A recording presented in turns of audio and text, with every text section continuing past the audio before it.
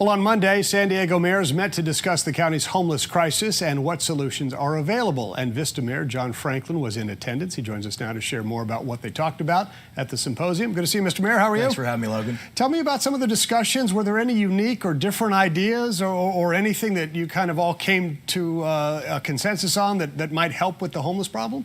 Well, I think the most important idea that came out of the discussion was the idea that we have to treat those who are too sick with addiction or mental illness to know that they're sick. Those individuals, and in Vista, it's about 94% of the people that we've approached in the last 3 years, thousands of conversations, over 5,000 outreach conversations with our unsheltered population. And in those conversations, 94% of the time, our unsheltered population rejects the services, including shelter and addiction rehab. So we need to be able to address that problem. We've got Care Court coming from the state for the most severely mentally ill, which is an outpatient program. We're going to have to take further steps to help those who are addicted if we're really going to be serious about solving this problem. It's so great that so many of the mayors came together, but I also heard some frustration that you really need the county involved in this conversation. One being that they've got a lot of land and they've got a lot of money, and it would really help out if the county got more involved. So most of the federal and state dollars do flow through the county, so it's essential to have our county leadership involved, but we need our state leaders as well. We need federal representation. We need the governor's office. We need our DA. We need our sheriff represented in these meetings, because there are policy decisions being made at every level of government that have big impact on our ability to solve this problem. I was also surprised, actually, to hear that somebody say Caltrans should be involved, and I thought, well, what would that have to do with anything? That's transportation. But then they made the point that they have jurisdiction over a lot of the state land, and a lot of homeless people are living on state land in kind of a Caltrans jurisdiction, maybe under bridges, things like that. And that really ties the hands of a city leader, because you can't really touch somebody on the state land. I'll tell you, every mayor in the state of California wants the citizens to know that we are not permitted by the state of California to enforce California laws on state property, including Caltrans property.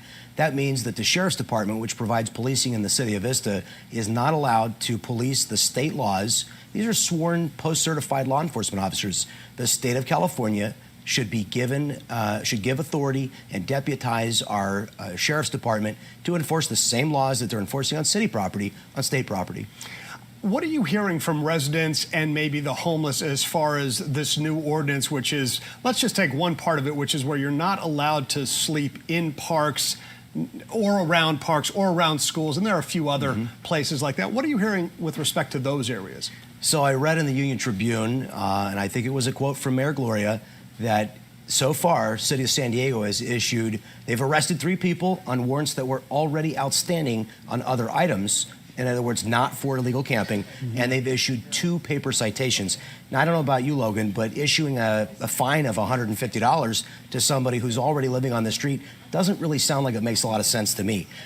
If we're going to be serious about this, then we've got to mandate treatment for those individuals, because that's what they are unwilling to accept, and it's the thing that will change their circumstance for the better. The other comment I heard from somebody was it's like whack-a-mole, which is that game where you hit the mole here and then it pops up there, and you hit it there and it pops up here. And the idea is that you move this group over to there, and then you move them here, and it's just, you're just moving people around. You're not solving anything. So we're not allowed to take people, and this is the sheriff determines who can be booked into the jail.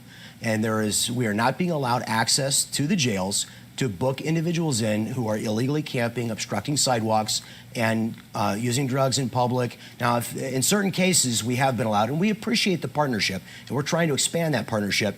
AB 109 released 80,000 people out of our state prisons, and a lot of them wound up in our county jails, and that reduced capacity in the county jails. There's got to be a place to take someone who's breaking the law. If we can't put them in jail for 4, 8, or 12 hours, then there's zero way to punish them other than forcing them to move to the other side of the street. All right, John Franklin, Mayor of Vista, thanks for coming by. Thanks, Logan. Always good to see you. Appreciate we'll, of course, stay in touch, and hopefully we'll get some action on the homeless. You know, we'll take these people who need some help, get them some help, and get them off the street, and maybe it'll all be a positive thing. We need the permission to do that. Yeah, all right. Great to see you, Mr. Mayor. Thank you.